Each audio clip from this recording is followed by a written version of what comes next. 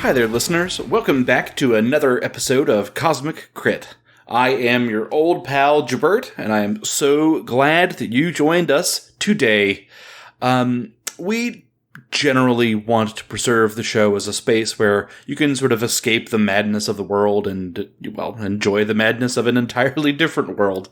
But occasionally we feel like it's important to say something. Cosmic Crit believes that Black Lives Matter and that the use of excessive force by the police is something worth protesting. If you're able, I hope you'll consider getting involved.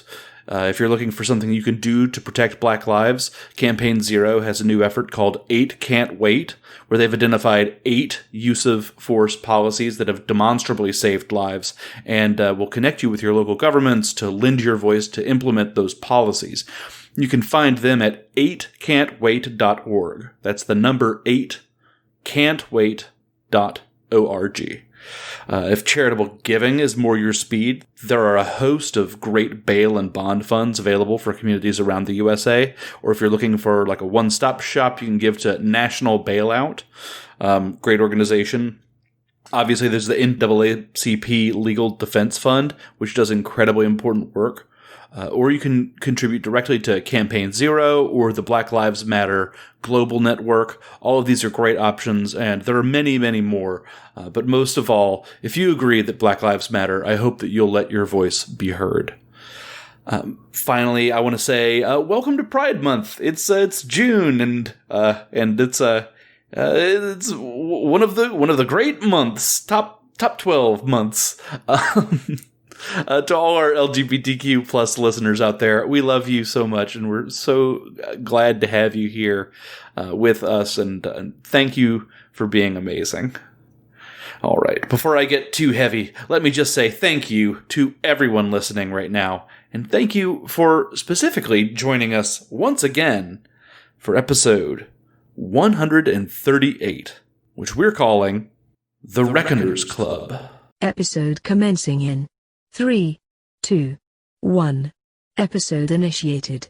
Sharpen those pickaxes and punch those trees. It's time to inbreed 17 generations of pigs on this week's episode of Mojang's Minecrit. This is Patrick Steve, aka your GM here on the podcast, your giant mob spitting fireballs at you in the nether.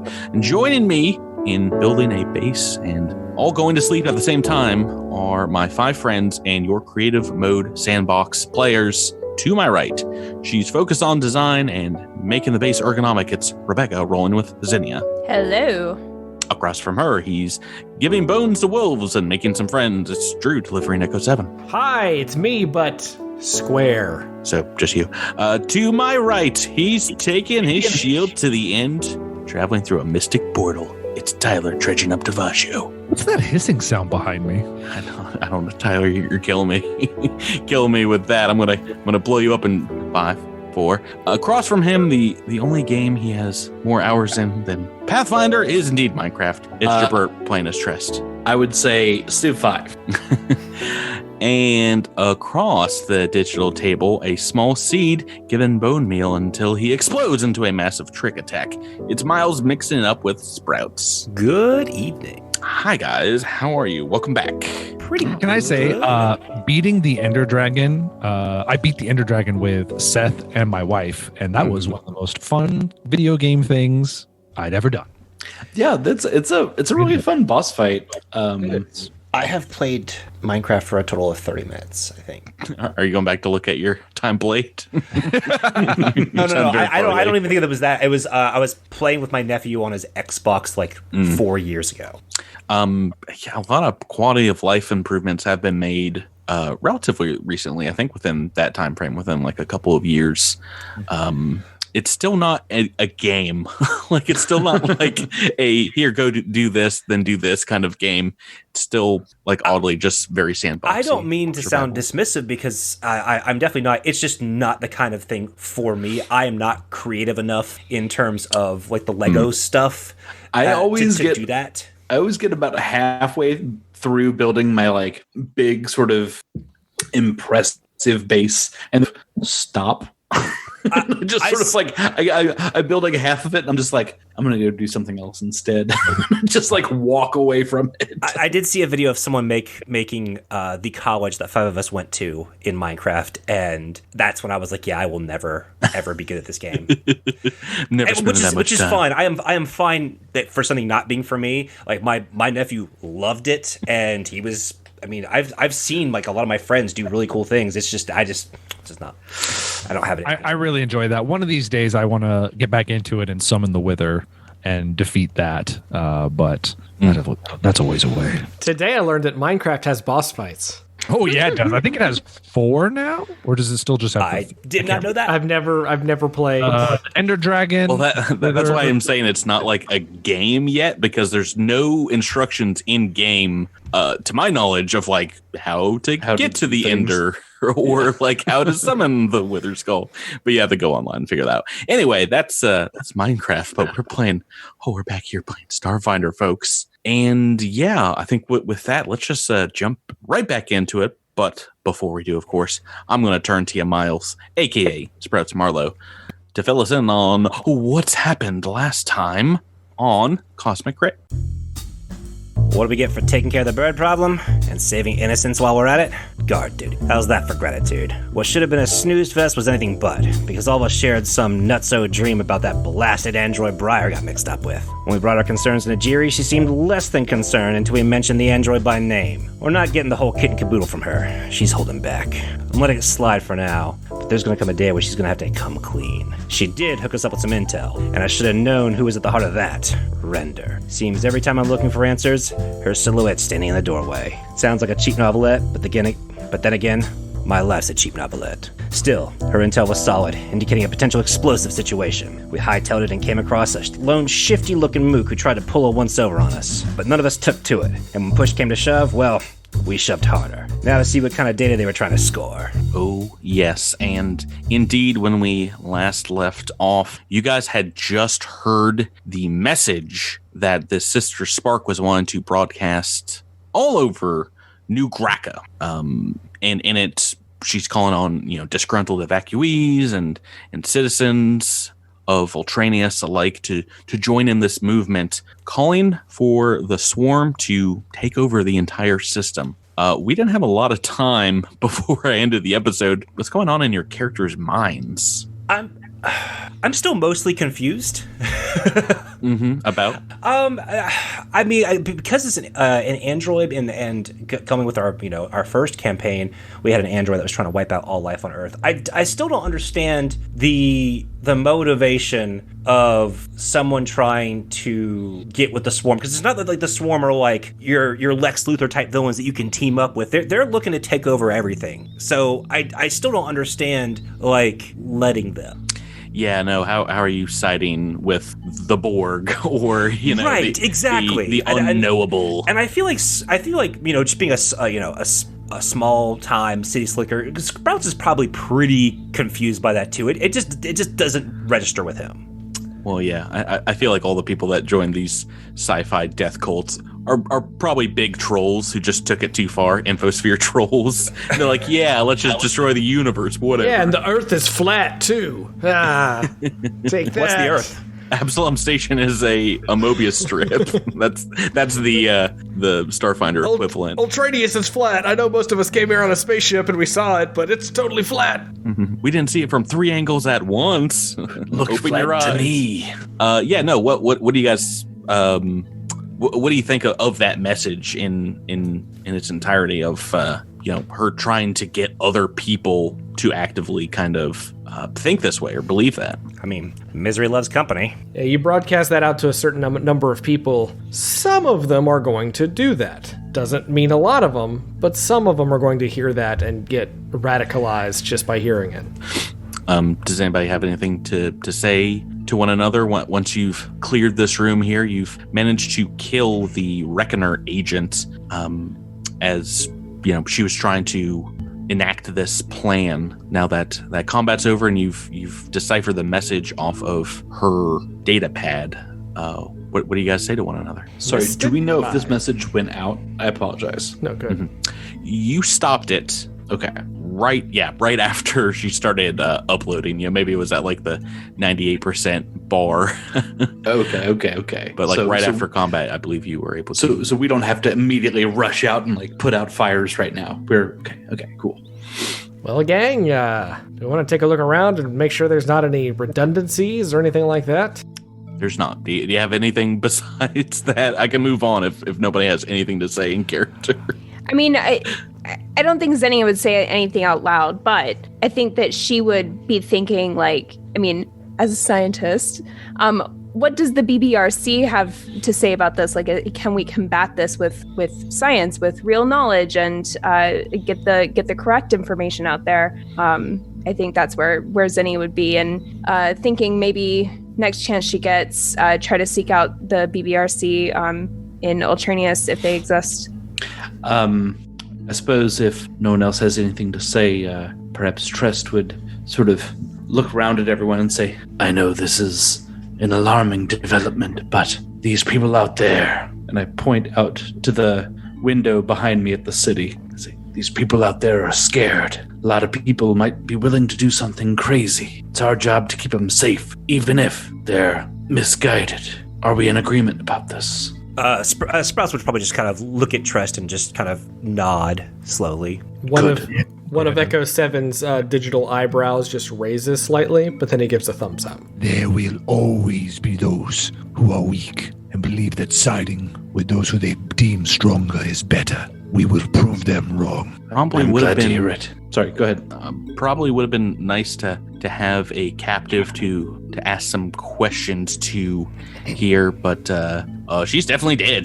This Hinduin, if you recall last week. It is a remarkable, it is a regrettable outcome of the fight that she did not survive. But my hope is that perhaps we can spare some other civilians in the future and preserve as much life as we may. It is important that we do not let it be known that these reckoners have potentially infiltrated some of the SDF's ranks, hidden in plain sight. How should we move the body? Well, as you're talking about that, you do get a call from Commander Najiri asking for a sit rep situation report on what's happened. You fill her in on everything. Yeah, I'll fill her in. I'll say we were able to intercept a operative for the Thorndikes? Reckoners, yes. Did you say Thorndikes? Thorndax sounds pretty cool. I think we should go find them too. Hey, just keep like a page of notes handy, everyone. We've said this word like 4 weeks in a row at this point. Reckoners. The Reckoners, right. I think this was Lieutenant Chindwin. Yes, it was Chindwin, yeah. So after over comms, you guys explain what has happened at the emergency broadcast center. She says, well, it sounds like you may have stopped a citywide riot, but this seemed to be a multi-pronged attack. It seems her message was sent out to news organizations as well and posted in several locations on the infosphere. I'm getting word that there is a high-level hacker in the Reckoner organization. The radio station site, though, for the emergency broadcast system seems like it isn't tied into the sphere, though. It can only be updated manually on site, which is why I'm sure you found opposition there. Can you do a quick facial scan of the corpse? I'll try to get you some information. Sure thing. Yeah, I'm sorry, I'm not talking to her. No, sorry. Yeah, I was gonna. It's like open comms to you guys. Okay. Yeah, I was gonna look at Zennia and be like, "You got this right." So yeah, it's not taking a selfie. It's like doing like a quick 3D scan of the face. New Graka is like an extremely high-tech city, so they do have like a kind of a Big Brother state where your picture walking down the street is getting taken probably like 50 times a minute and matched to different databases and what have you. So it is not more than a minute before Najiri is back on comms with you all, and after getting that information says, I'm going to forward some files to you now. It seems like this Reckoner was former security agent Gola Chindwin. She was an undercover agent in New Graka's security forces. Seems like she quit her job soon after the invasion of Susclan about 5 months ago, and, well, seemed like she just fell off the grid. I have an intel briefing with the tip-top in a few minutes here. Get back to base, and I will fill you in immediately after that, and we will plot our next moves. Over and out. Looks like they saw the other side of the coin. It's a quote from a famous HoloNet movie. Oh, okay. Infosphere movie. You should learn about that. Devasho looks at everybody and says, Hopefully, this will be the mistake that the Reckoners make that will lead us to their lair, and we can cut them off quickly. So you guys still have your vehicle and can make your way cross town very quickly to get back to City Hall, the makeshift headquarters for SDF Command here on Ultranius. And as you get back, you guys can re-equip. If anybody wants to buy something new with Quartermaster Jankster, you can head on down to the basement. Rebecca, you mentioned, does indeed Zinnia want to get in touch with BBRC, set up some kind of meeting? Yeah, I think on the down low. I don't think she would, invite her compatriots. Yeah, that's fine. You can get without earshot of them and set that up. There is indeed a corporate office, and they're doing some off-site kind of requisitioning of science labs that have shut down to further their research. And they'll schedule a meeting with you like maybe a few days in the future. Would Sprouts be able to fix his gun here? It was damaged, and if you take it down to Jankser, it is no problem to get fixed. Awesome. Good memory, Miles. I forgot all about your, was that a natural one? Yeah. Yes, it was not my proudest moment as a member of the SDF. That's why you got a backup pistol. You gotta have a backup pistol. I'm glad I have a backup pistol. Speaking of which, can we charge our batteries? Is that something we have time to do? Yeah. Anybody that has a battery and or I don't think you probably need to charge armor and things like that. But it does. You are going to have at least like an hour or so here before you get a summons back from Commander Najiri to have you meet her in the war room. All right, let's go. I don't have any other business with requisitions or anything like that. So Devasho's good to go. Yeah. I will say Echo 7 is just taking a little bit of a rest to get some SP back before we start this, but Yep, that's fine too. Obviously, plenty of time to do that. You can just plug Echo 7 in with your batteries and charge them up. I'm gonna do the same. Just sit in the sunlight for a little bit. Hit the sunlight for a little bit. I imagine New Graka is kind of Portland or Pac Northwest weather. It's like very overcast, very rainy a lot of the time. It's a sea planet, very, very close to the ocean. Gotcha. This place sucks. it's at least a C+. Oh boy. Shut up. As you all assemble and head into, once again, the war room, there's like several stations where SDF comm soldiers are, redirecting troops and relaying messages and things like that, and a large holographic projector suspended over a few tables, kind of like pushed together in the middle of the room. Najiri's looking, very stressed and angry, kind of like she did in the final days of Susclan. And as you come in, she starts her rundown without any pleasantries to you all and says, "These Reckoners have weapons and from all accounts very skilled devotees in their ranks. Intel has finally put together a dossier on this Sister Spark and her group.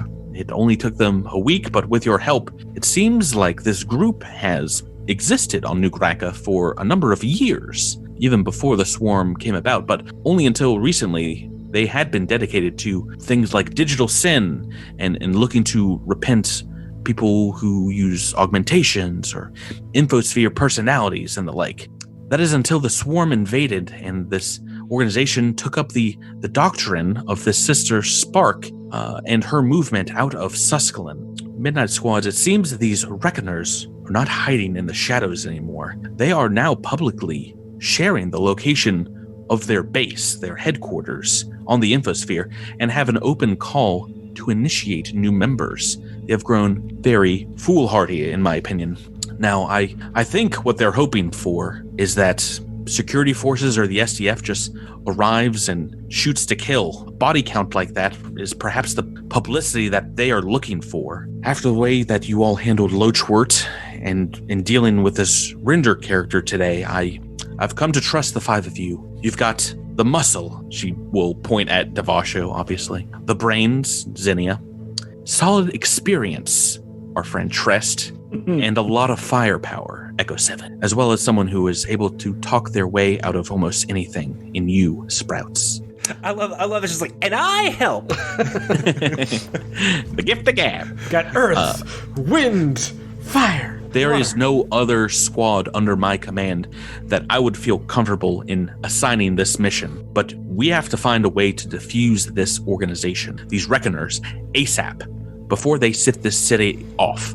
I want you to head to their base, this old building they're calling Reckoner Hall, and I want you to neutralize them. If you have to use lethal force, then that will be your call, and you are authorized to do so. But from the sound of it, there might be many innocents in their ranks. People just mixed up in something that they don't understand. But no matter what, I need this Sister Spark taken down. You can bring her in to rot in another jail cell or eliminate her, but she cannot be allowed to operate on Ultranius any longer. Understood, Commander. I'm assuming you want us to go undercover. That is up to you. How you would like to strategize and execute this mission, I will sign off on. I've heard your methods can be rather interesting in your dealing with civilians, but I would like you to treat these Reckoners, especially any armed, as enemy combatants. If the need arise, I would prefer to have you back in one piece than save their lives. Do we have any further details on the building, the block that it is on, surrounding structures, or any other city planning? You were documents? so close. You were so close. Are you asking where the bathroom is in the building? Just anything else we know about the facility, because it's Right, are there maybe higher buildings around it that we could sort of come in from the top, or... It is. She'll bring up a schematic like right in front of you on the holographic screen. They are very old schematics. It just shows this building as being like two kind of boxy rooms put together, like an old manufacturing building. It is in a populated part of the city. There's stores and restaurants, within visual distance of this building. The schematics, though, while might not be up to date on whatever's inside, do show that there are a couple of entrances on the street side marked as employee entrances, and there's a single loading bay door in a back alley. But that's about all the intel that you have. Besides, there are buildings nearby, and they range between 2 to 3 stories. So there's some places if you need to do some recon. I wonder if so part of this makes me think that, no, we can't get into the sewers because Devasho's not going to be able to get in a manhole. Yeah, if you are looking at New Kraken kind of like substructure, most anything you guys would be able to like army crawl through. Sprouts, no problem. Devasho is a hard no. There's no squeezing a large through a tiny. I was thinking the opposite. I was going to ask if there was roof access because I can fly. You guys need wings. Nothing on the schematics showing that. But if there are taller buildings around, we can take a look and investigate. We'll probably want to do that anyway, just to see who's coming and going and where the lines are and all of that. Well, no, she can do that right now because they can requisition drones from the area and at the very least give you like a few snapshots from close by. And besides some like air vents and things like that and HVAC, there doesn't seem to be any door or any windows on the roof. And she is able to get just like some quick snapshots from the side. It looks like there aren't any windows, or if they are, they might have been like covered up. So you see like an archway and it's all like bricked. Yeah, so what do you guys want to do? This is a kind of an open-ended part here. In this really will decide on what you would like to do, how you would like to proceed. Quick question for our commander. Mm-hmm. I don't have they seen fit to give an allotment of credits or UPBs towards the mission? No, you were just equipped like 3 days ago. Hell yes. And I might have spent all of that not knowing that we were having this mission.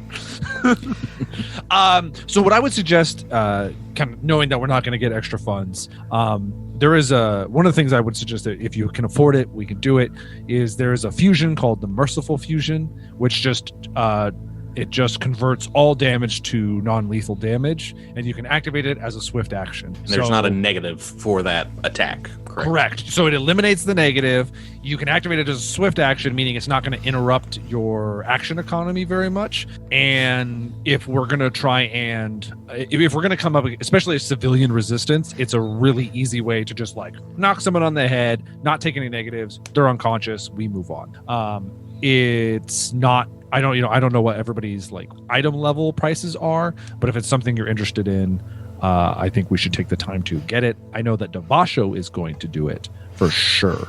Okay. I think that is. I mean, I've got heavy weapons. And one of those heavy weapons takes 2 shots per round. I feel like we need to do that. At least Echo 7 does. Who has does anybody have a shock pistol that can be set to non-lethal right now? I have a shock pistol. I don't know if it can be set to non-lethal. Yeah, I don't think it. You have the non-lethal one. Some of them do.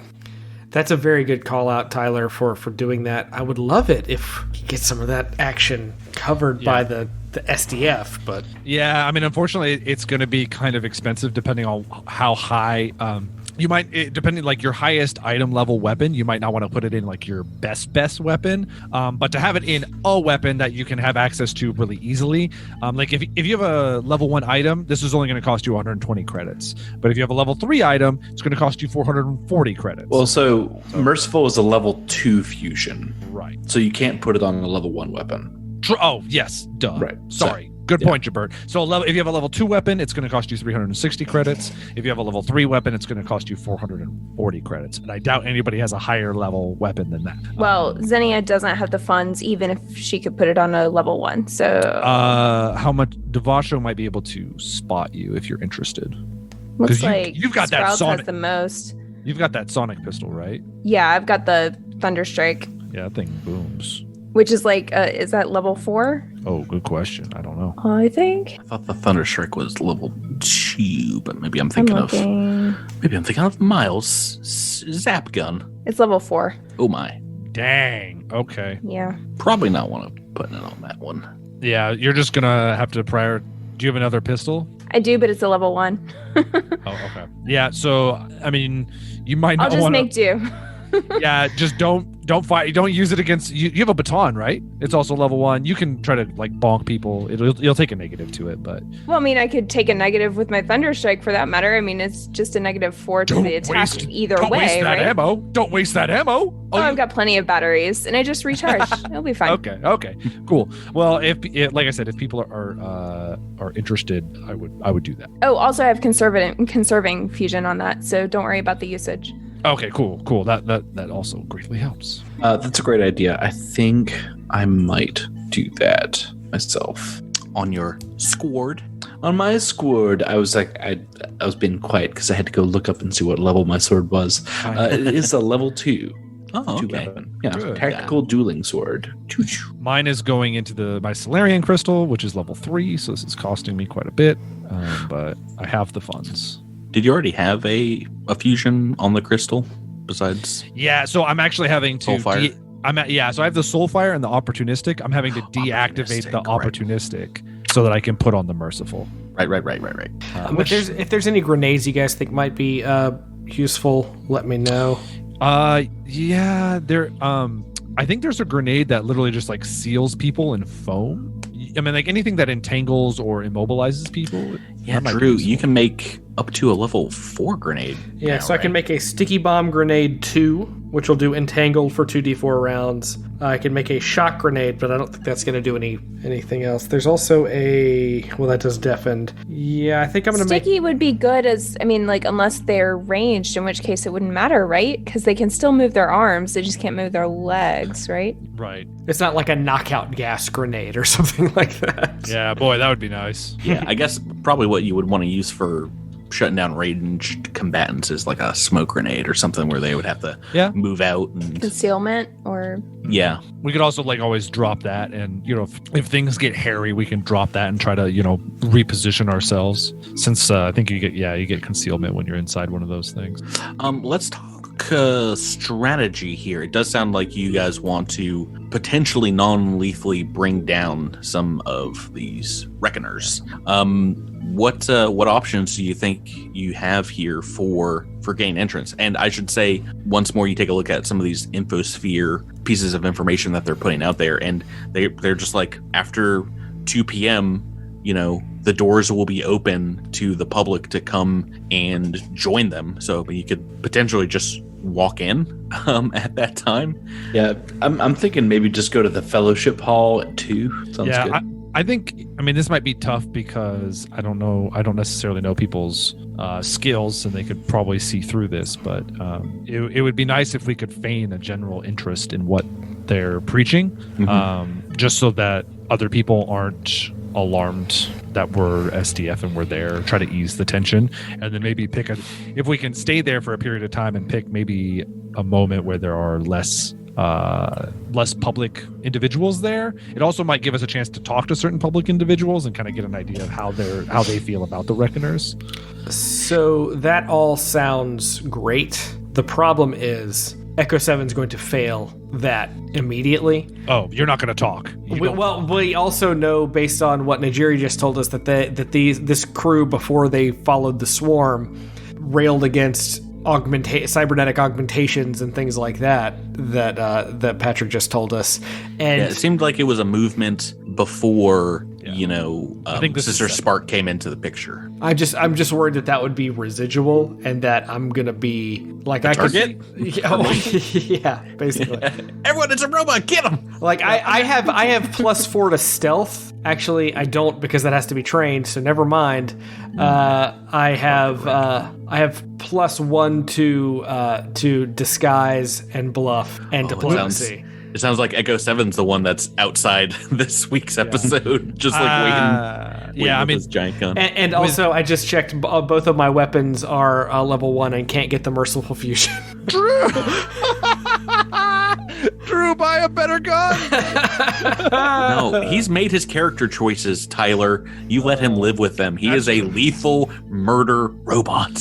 Only lethal. But you're a soldier though, right? Is there anything? I wonder if there's like I'm not gonna make you waste that many funds just to try and so I'm pretty sure I want to stealth in there. Yeah, I was going to say, speaking of stealth, will I have the opportunity or ability to attune my camouflage membrane for a bonus to stealth inside the building? Great against question. The ceiling, maybe? I think you'd have to spend some time in there, or at least around the building, in order to do that. If that's something you want to do, supposedly you will know where these Reckoners will be at the 2 o'clock time. Do you guys want to divide up the party and some try and sneak in the back and see what they can see? Yeah, maybe those who want to stick to stealth can stick to stealth. Devasho and Sprouts can probably just go in. Yeah, Sprouts is just planning to walk right in. Yeah, we're the best. We're the best talkers. And Devasho, you can text us under the table and tell us what's going on. Yeah.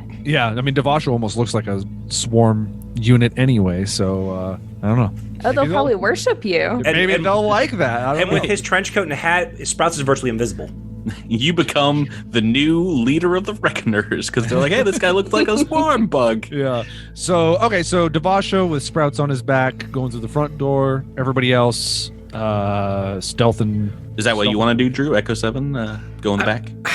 Yeah, I'm worried that I'm not going to be useful in this at all.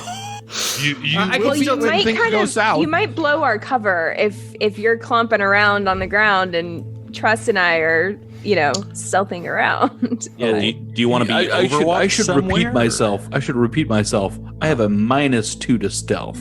Oh gosh. So Zinnia's carrying me here.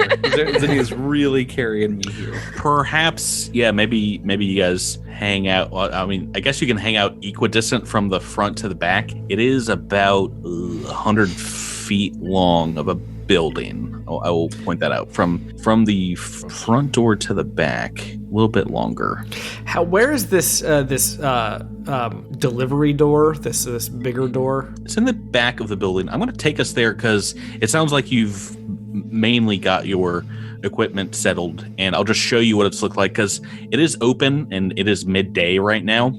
So this should be when the building is open. You guys can maybe sneak around the back at that time. So let's show you what it looks like on the map. So this is what you guys see here. It does indeed look like a couple of large double doors in the top of the map, kind of the north street facing inside, and then pretty darn far away as you walk from that door. Let's see here, maybe like 160 feet around the building is the back door. Let me do this so you guys can see it here in the back. Okay.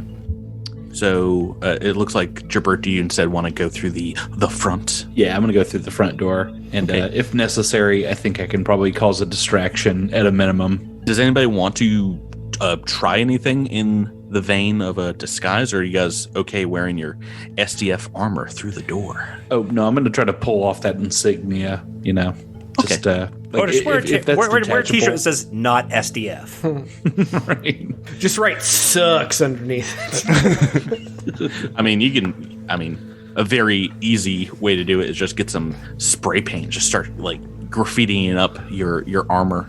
Okay, and Zinnia and Echo 7, you're okay looking at the back door. Whew, this is going to be... stealthing through with me? Look, I feel so alone. I mean, I have +4, but I got no ranks, so this is going to be. Well, I would just let obviously let Zinnia go ahead of you, and then let her wave you full. The only reason that I'm thinking it might be a good idea to split the party here is if we can block both sides of the building, there's no escape necessarily. Oh, But yeah, maybe yeah. that's not a. But there is a lot of people here, and That is a fire hazard. we don't necessarily know who we need to let escape versus not let escape yet. Well, except for we know who our target is, right? I mean, we're after the. Andia. What's her name? Yeah, Sister Sparks.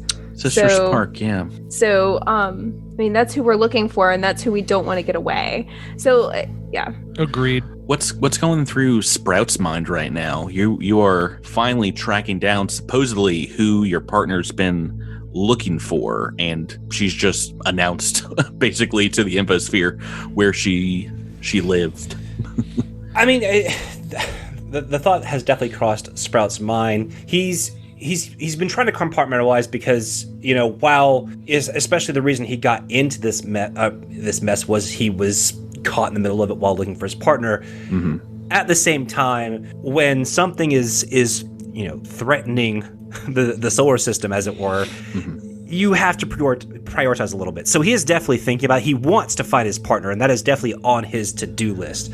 Is there any dark dangling threads, any thoughts in the back of the little seed's brain that maybe she was convinced by Sister Spark? Maybe she joined these Reckoners, and that's why you haven't heard any word from her in some time. I don't think Sprouts has entertained that thought. But from what you've figured out, you're pretty sure that she has made her way. Briar has made her way to Ultranius. So Right. where could she be? And yeah, he's definitely. I mean, he's definitely that's a concern of his, and he's definitely going to try to, if the opportunity arises, investigate that. But at the same time, mission. Yeah, the mission has become greater, and I think that's a little bit of a character change. It seemed like at the start here you were very much out for yourself. Are you saying these other four maybe matter as much or more than Briar? well, I mean, at this point? they've definitely become like he's constantly said partners to him, and Briar is still very important. But while he was basically conscripted. He didn't really come to Suskalon to join the war effort. Yeah, I mean, it is really in wartime hard to get information or get around without being in the SDF. So I imagine that might have played into it as well. So yeah, I mean, he it's not that he's feeling any sort of has bought into any sort of army, but he's definitely seen the scope of what's going on and realizes how important he and his squad are, and so his priorities have shifted a little bit, but he is still very much wanting to find out what happened to Briar, and so he is definitely thinking about that while they're making their way, to this Reckoner Hall. While you're on Devasho's shoulder. I think Devasho would notice that maybe you're lost deep in thought, maybe a little concerned for you. He goes, Sprouts, when we, a little while ago, I attained a unique ability that I have very much been having fun with recently. Watch this. And he just waves his hand and opens the door without touching it. Huh. That's a fun party trick. I know. I can pick up small things and move them around now without having to touch them. Trest claps quietly. Thank you. While telekinetic rocks are flying around. Sprouts automatically feels better. Thank you, Tyler. Anytime. I think that's going to be a will save to see if Sprouts feels better. I'll make it. Give you a +2 bonus. DC. All right, a +2. And then Devasho. So close. Oh no! You got it. It's 11. And then Devasho says, if you want to see an even better trick, next time Echo 7 is sleeping, I can just pick him up and move him around as well. We can prank him pretty good, I think. What are we, a camp? It's what you do in the army. Yeah, it's all about them pranks. I apologize, but to be honest, that's my understanding of the army is that it's all about pranks. Yeah. Everything Tyler knows about the army is from the movie In the Army Now. In the Army Now, Stripes. It's all shenanigans. To be fair, ever since I learned this, I just keep thinking of ways to entertain my children with it, and moving them around in the air with it has definitely been the highlight of one of my ideas. We should probably get to infiltrating this. No. I think we can glean another 5 or 10 minutes about this. I'm sorry, I have to say one thing. Sure. Look at Devasho. He can do stupid things.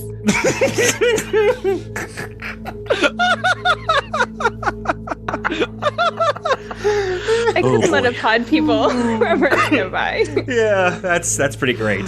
That's pretty great, Rebecca. Stinks. I really want to get to Zinio and Echo 7 and just far away from the front of the building right now, as you guys are indeed creeping up to, through the back alleys behind maybe another kind of large tenement, right behind the Reckoner Hall.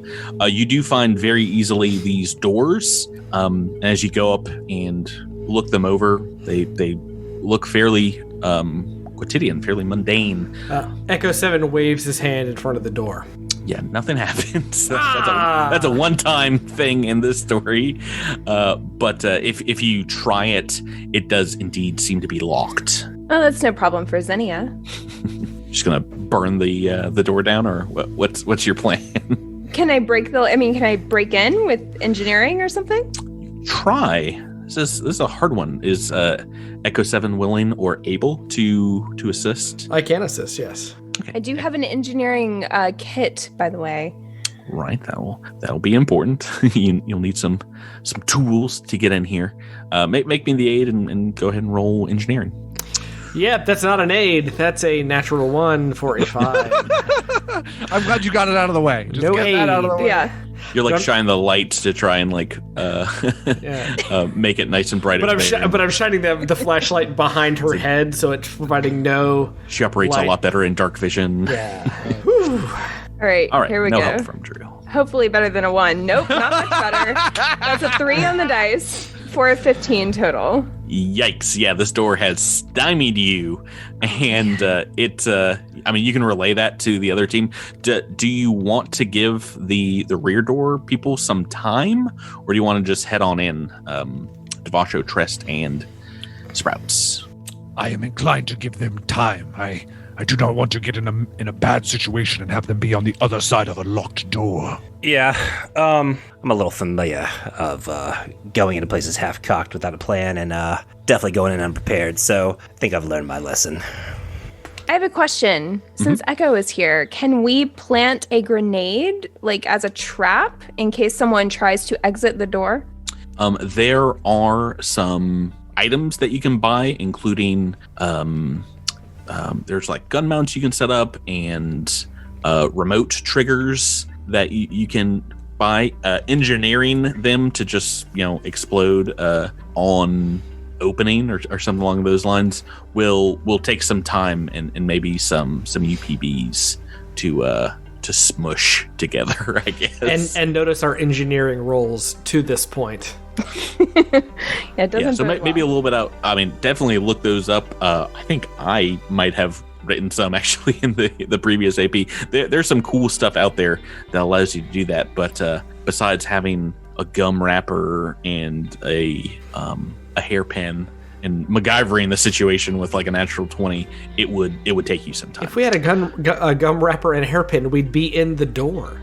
We just pick the lock. Yeah. It doesn't seem like anyone has noticed you. I mean, no one's come back here, so if you guys want to give it another try on engineering, go right ahead. And there's no security cameras back there. Did we check for that? Not that you can see. Okay. If they don't get it this time, I'm walking in the front door. Busting through. Is there a doormat that we can look for a key underneath back here? Definitely not.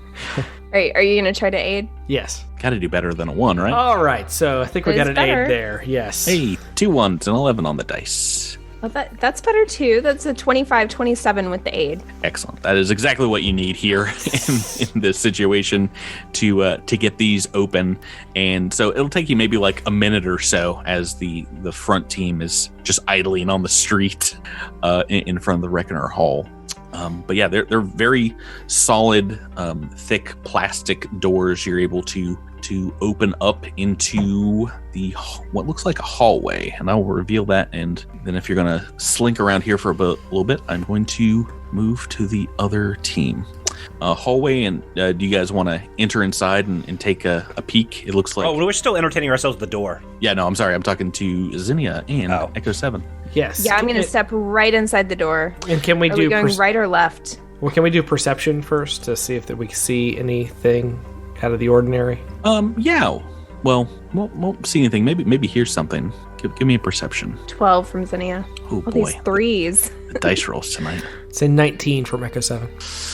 Yes. So with that, it does sound like there's a lot of sound coming down from each of the hallways. It sounds like on the other side of the building, and you would imagine that is where it sounds like maybe a lot of people. Every once in a while, you hear some clapping, what sounds like an electronically amplified voice. I'm just going to reveal both these hallways because you can just take a little peek down each of them.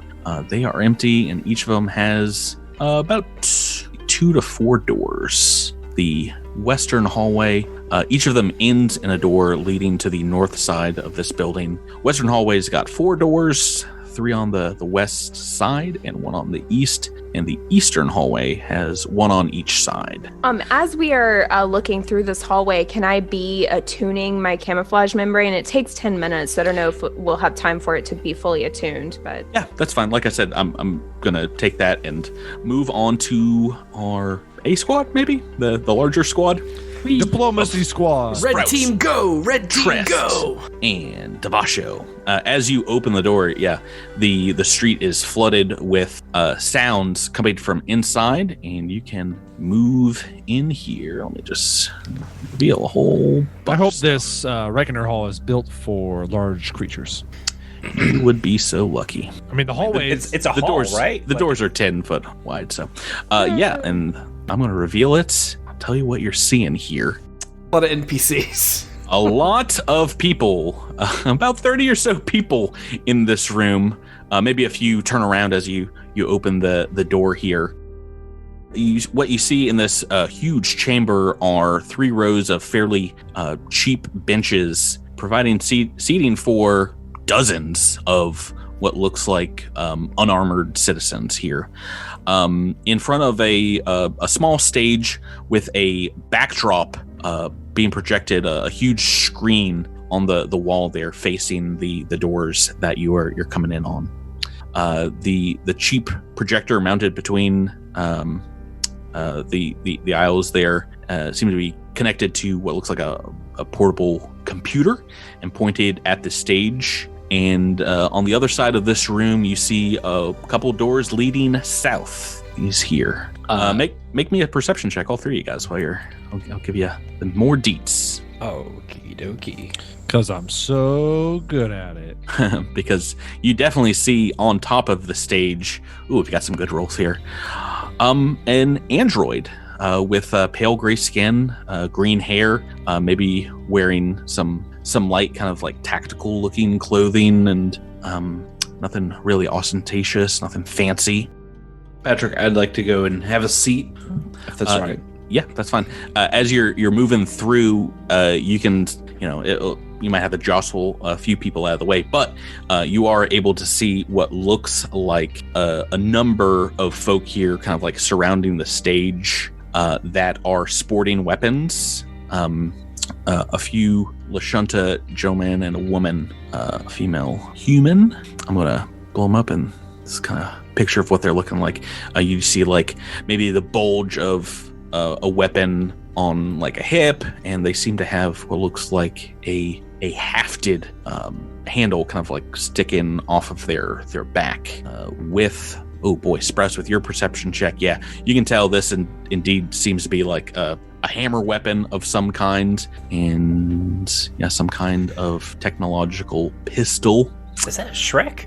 It's a bearded Lashuntan man in this art. Listen, every time we come across a Lashuntan, we can't make a Shrek joke. Okay. Yeah, but this looks like a Shrek. We've already done it. It looks like a Shrek. I know we have. Somebody once told me the world's gonna roll me. Oh boy.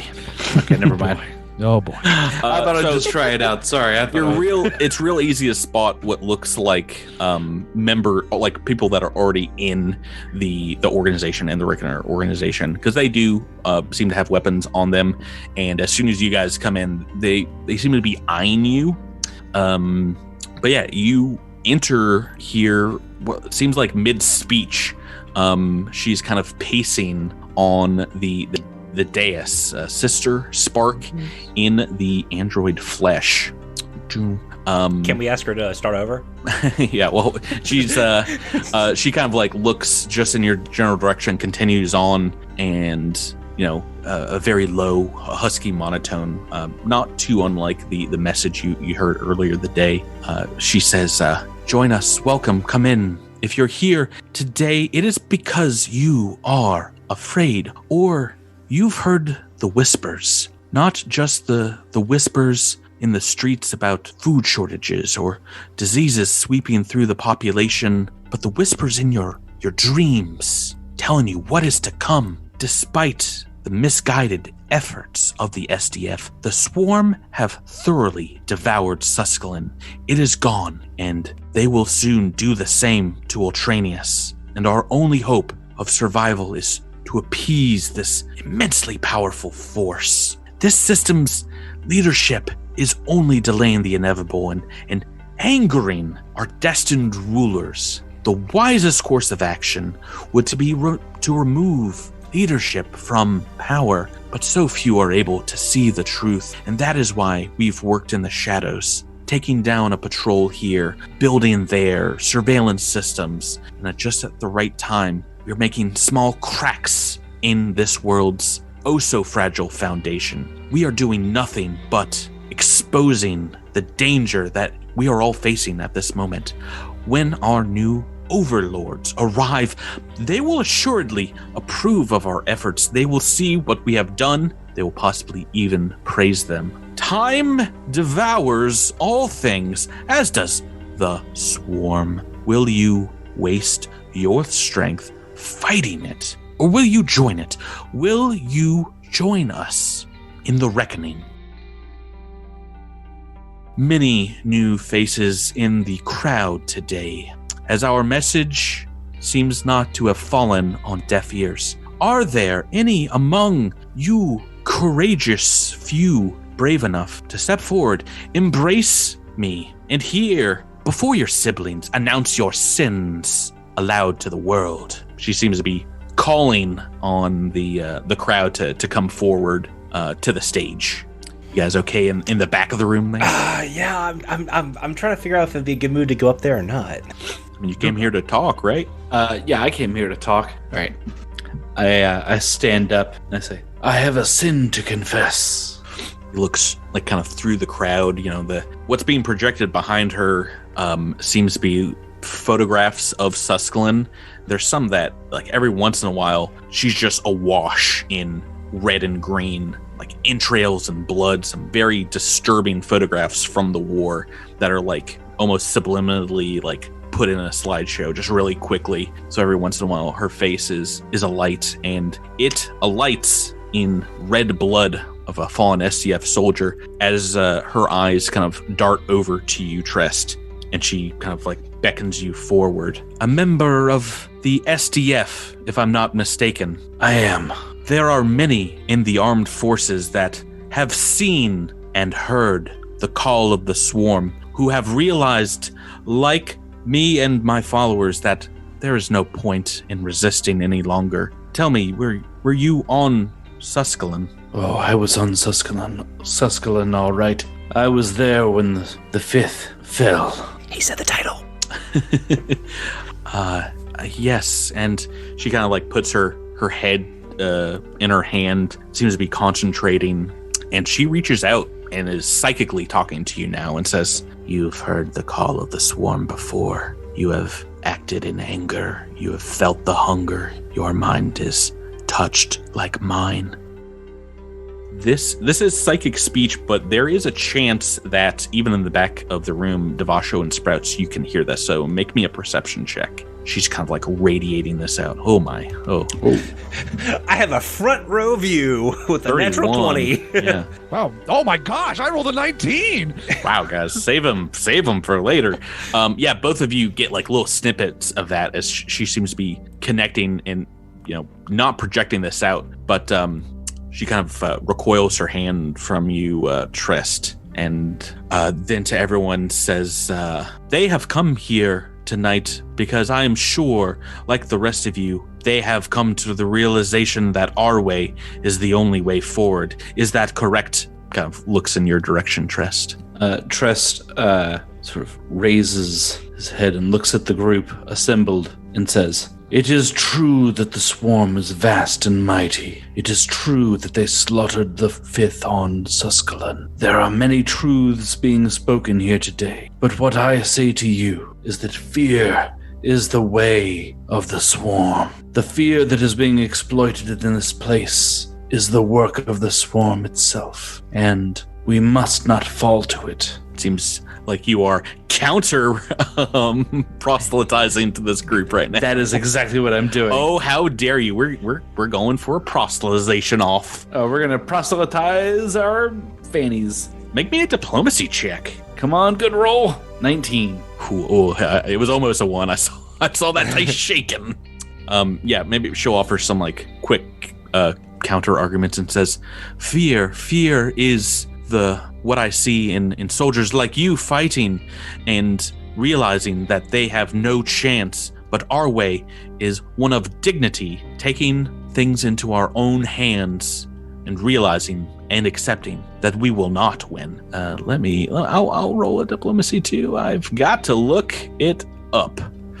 Ooh. 15 on the dice. I don't know if diplomacy is her game though. You do see intimidate. I will say you do see some more folk kind of like nodding to what she says, but there are a few people in the crowd. You see them kind of like look to like the partner they came in with, or maybe like someone in the back like quickly darts out the back door like after you say that. She says, "Oh, this will do for this hour. If you all have any questions, please see my followers here. I must rest and regain my psychic connection with the swarm, for I am able to divine what we should do next to best welcome our saviors." As she's walking past you, Trest, on this little dais, she will once again just like kind of like psychically call out to you, and it's not a word or two, but it's that image of her in her jail cell maybe weeks before, kind of like scribbling on the wall furiously, and she's gonna walk off stage and back to this door over here. As she's walking away, I project back into her mind, "We see you, Andia." She like pauses at the door leading out of this chamber, this huge kind of cathedral, and like pushes through it. And at that same time, Zinnia and Echo 7, this has been about 10 minutes here. Make me a perception check. It's a 22. And a 21. If it's dim or is it dim or dark here? Nope, it's midday and the lights are on here. Never dim and dark. That's fine. Or you could have come at midnight and maybe things would be different. I see no windows, so Your I name don't is see Midnight what it matters. Squad. Well, they have like electricity. It's called an afternoon delight. Trest, you see this as she kind of like leaves the stage, but she seems to be kind of like putting her legs one in front of the other, but her feet are not touching the ground. She's indeed floating, making it very hard to hear her. You do hear just a door closing in this hallway to the east. And just a reminder, there's only a couple here. And if you go and peek down there, it seems to be empty by the time you get there. Like Devasha would, hail Echo and Zinnia and just say, inform them that which hallway that she went down into, maybe try and follow her, and that we'll try to join up when we. Well, I think Echo and Zinnia know. You don't know, because this is behind a doorway, right? Well, yeah, he's just saying which door she went through. So yeah. I mean, we can tell you. Is that what you're asking? So that No, you. Devasha watched her walk through a door. Yeah. Yeah. So Oh, that door. Okay. you don't Yeah. you don't know who went into the door. I do. You can Gotcha. Okay. let you know that the target's on the move or whatever. Yeah. Essentially, it is Andy just went through the your right side hallway door. Keep an eye on it. And we can put two and two together that, Exactly. that person that walked through that door must be Andia. Okay. Exactly. So we can relay, okay, well, she just went into this doorway. Meet us there. Yeah. So what do you guys want to do? Are all of the people here beginning to file out? There are some kind of sticking around and talking in groups, but I will say a good many indeed do start to file out. It seems like there might be multiple kind of speeches a day, and some people know that, maybe some don't. So I'm just gonna take some folks out. Maybe about half the clears out at this point. Get those skittermanders out of here. I know they want to help, but let's not help the swarm skitters. Trest is going to sort of attempt to walk by this guard here, and says, "I must speak to Sister Spark in more at further length." She's very popular, but I didn't like what you had to say up there on that stage. You were trying to make a fool of Sister Spark. There's another one of these reckoners that kind of comes up and plants himself in front of the door that she just walked out of. Walked into, I guess. Yes, well, we all have sins to atone for. Step aside and there won't be any trouble, friend. Ooh, that sounds intimidating to me. At this point, Devasha would start walking towards that door as well. Do you want me do you want me to roll intimidate? Sure, yeah. Okay, cool. It sounded like what you wanted to do. Nah. Would I you? really meant it more as a diplomacy sort of thing. Like really? offering to let him go. Well, what would I that dice suppose roll be if it was diplomacy? Not much higher, don't It worry was a about 5 on it. Yeah, so it seems like they're a little less kind, perhaps, than Sister Spark was, because one of them does just kind of like rests his hand on his pistol. The other one kind of gets in a defensive stance and is not budging. It's like, I think you and those ones that you came in with, you'd better come back another day. How about that? I think you should come back another day. I sleep here. Well, I'm not going anywhere. No, you should find another place to sleep. I beg you, sir. Please, leave this place before stuff happens. Oh, what stuff? What are you talking about? Sprouts just looks at Devasho and just kind of buries his tiny little hand in his head, like just watching this brilliant repartee, this tit for tat go forward. All right. Well, I'm going to attempt to walk past this person here. Ooh, it's on. It's on. Like a Donkey Kong, because these are the trigger happy reckoners, and we're gonna pop into initiative turn order as this one indeed pulls out a melee weapon. Looks like a sledgehammer. I guess this other one will too, and everyone can roll in. Speaking back into Dead Sons, sledgehammers are Tyler's weakness. Every time Patrick has attacked me with some form of a hammer, he has obliterated my character. Oh, yeah. How did I forget about that? All right, one of them's going to move right over to the Lush, then, I guess. No! Just beelines. I don't know why I'm drawn to you. Okay. All right, we are in the start of it. I've given them a surprise round to pull out weapons, but I think you guys might be a little bit faster than them. Actually, well, I'm not sure if Tress, would you be telling the rest of your team here things are about to go down, including those in the back of the we can clearly see what's about to happen.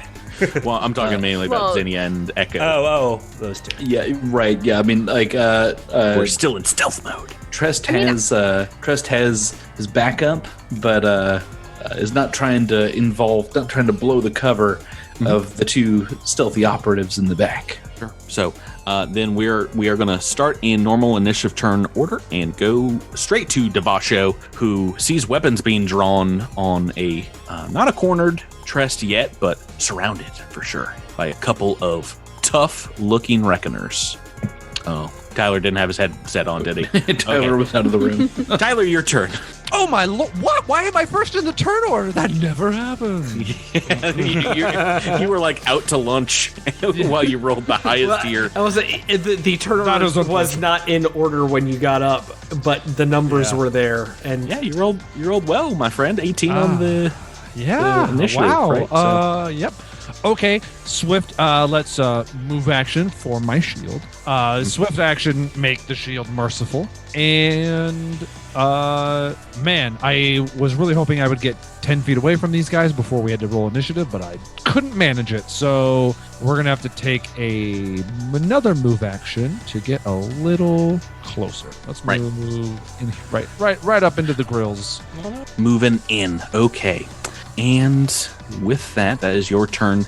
Zinnia, you might hear over comms, your boy is going to work. Is there anything you want to do? Doesn't seem like anyone's noticed you yet in the back of the building. Yeah, I mean, Zinnia is not going to go after the android until we have more than just Echo with us. So, I was, even before all of this started happening, I was planning for Zinnia to go up to this other door across the hallway from the one that the android went into, just to check and see what's through there. Maybe it's a stage, maybe there's like an entrance to the fellowship hall from there that we can try to get our friends in through there. Sure. Is that, you want to, do you have movement to get to it this round? Oh, I may not. I don't know. I didn't count. Let's just double. I figured I was kind of around the corner because I watch her go through the door. Oh yeah, that's a good point. You guys can move yourself over there if you want. So that will be enough to get to it. And you want to spend the standard to open this door? Yeah, stealthily. Stealthily open the door. Make me a stealth check. Okay, it's a 32 with my camouflage membrane active. So they notice the door opening, but as this opens up here, you see what looks like another couple of reckoners, and you have caught them fairly flat-footed here. One is sitting at what looks like a large console display of computers and monitors, showing a lot of the images that the rest of the team were seeing projected on the stage, and you see what looks like a tattoo on this Sheeran's upper arm that looks exactly like the symbol that you saw in the technology hacked throughout this adventure path so it's far. The hacker. It's the hacker. Yeah, you put it together nearly immediately. Yeah. And mostly because that thing has a name associated with it. oh yeah, and you didn't see it. It was too quick. In addition to that, there's another reckoner just kind of standing by with him, what looks like on guard duty. They notice the door open, but barely see you, just like hiding right next to it. But I'm adding them into the turn order. You can't Oh, stop great. me. What have I done? Yeah, when you said I'm going to open a door, I was like, ooh, this always goes well in the middle of combat. this never adds to the complexity of our We of split our the problem. party. We're opening doors. Yeah. Ooh, yeah. Let's Yeah. get it going Now- in here. Now I'm glad I didn't put the merciful fusion on anything. Next in the turn order is a Trist. Oh yeah. So I yeah. draw my sword and I activate that merciful fusion right Move away. action, swift action. You got one standard left. Oh, I'm gonna standard the heck out of this reckoner. The one standing in front of the door. Oh, he's heckling for a reckoning. Heckanin? Heckanin. He's Yeah. heckling for a He's reckoning. heckling for a reckoning. Yeah, no gunfire's gone off yet, but the rest of the crowd here sees people drawing swords and hammers, and are just immediately start like screaming or fast walking. In the case of this contemplative, fast floating over to the doors. 16 on the attack. Against KAC. KAC is a hit. Ooh, 12 points of non-lethal. Oh my! That is a huge conk on the head. I imagine, with that non-lethal, it could almost turn this sword into bludgeoning damage. Not technically, but Not technically bludgeoning damage, but with enough force that this guy looks unsteady on his feet already. oh wow. Looking very hurt by one blow. 12 points is a good deal at this level. That's a wangin'. Yeah. Okay, and that's going to take us to Sprouts Marlowe. Boy, all of A-Team rolling high here. All right. On top of Devasho still. So the one that Devasho, or that Trust hit was the one that's right in front of Devasho? Correct. The one standing in front of that door, and you guys can coordinate and know that Xenia is potentially on the other side. All right, so I'm gonna go after the one on the other side of Trest, just to hopefully maybe kind of spread out some damage. Okay. Because I don't want him to get too ganked. Okay, yeah. So this one's not been hit. He is right behind your good buddy Tress. You can imagine there might be a Wang Chung in the Sheeran's future. Right. Trick attack. Trick attack. Trick is CR 3 or lower. On these goons, that is enough. All right, and it's a 14 to hit. Against EAC, that's a hit. All right. I think I'm gonna make him. What do you say? Off target? Would that be good? Off target. That's not a bad one for right a now. Total of 11 points of damage. Ooh, yeah, this one's looking pretty unsteady on his feet as well. Bam.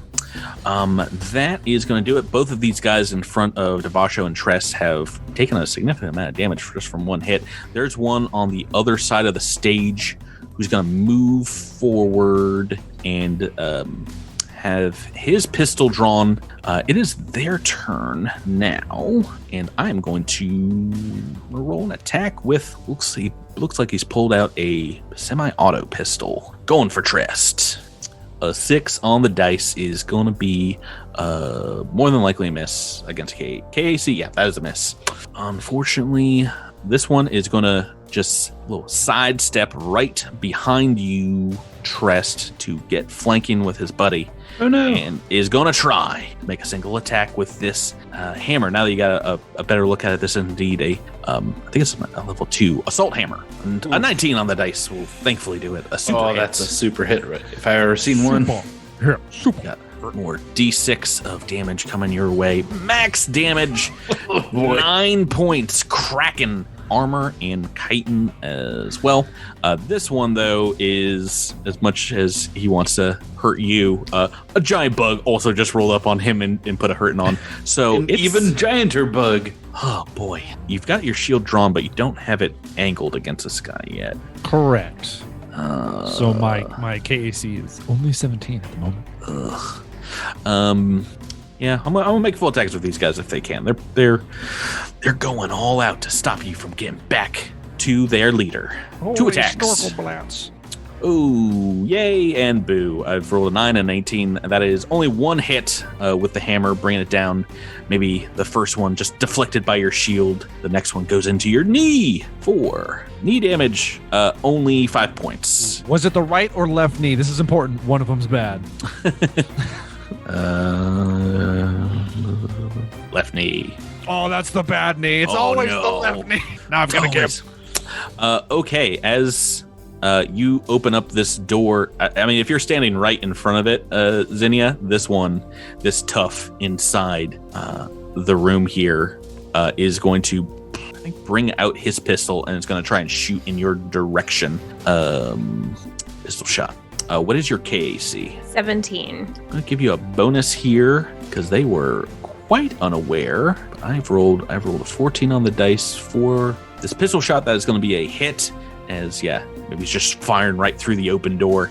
Clips your wing for 3 points of piercing damage just from a single jacketed pistol shot. That is their turn. Next in the turn order is Echo 7. Oh, gunfire and shouting has erupted. What does Echo 7 got, Drew? Echo 7's going to have to double move to get up there. So he's going to do that. Do I have a chance to make a... can I see in this door at this point? Yep. So you're right next to it. You can see just around the corner someone holding a gun, and there's someone still sitting down at a computer console. So I don't have the action economy to take a shot, though I have drawn a weapon at this point, my azimuth laser rifle, or whatever my cannon is. Can I do an intimidate check to demoralize? That's a standard action, so nay, sir. You're the curse of the heavy armor right now. I was kind of hoping you would just stand in the hallway and blast the door on the other side, but that's fine. Oh, what the you don't know who's on the other side of that door. Well, I guess you can relay this information. Does it matter? I mean, he can't shoot through the door. It would take a few shots. You can shoot at a door at the very least, but that's going to do it if you're moving up to support Zinnia, who might be getting a little bit of action right now, because next in the turn order is this hacker Sheeran, who stands up from the desk here and is looking, sees maybe a couple figures. Oh, that's not a total nerd because it stood up from the desk. Yeah, I'm gonna fight you from here. Yikes. They're very formidable if you do not surprise them on turn 1. I will say that, because they're like watching what's going on in this other room here. But opening that door shocks this guy who's the reckoner next to him. Is like, get out of here, and calls him Thisked. He's gonna use an old classic magic missile. Boo, it's a technomancer, boo. And let's see, who's he going for here? 1, 2, 3. It is a Zinnia. Oop, nope. Going for the very little robot antenna. These guys do hate technology. Magic missile at a Echo 7. Now he's standing up, so this is just 2d4 if memory serves. Oh, good roll. Nearly max damage. That is actually, I believe, 10 points of magic missile damage. Whoa. How in the pronk?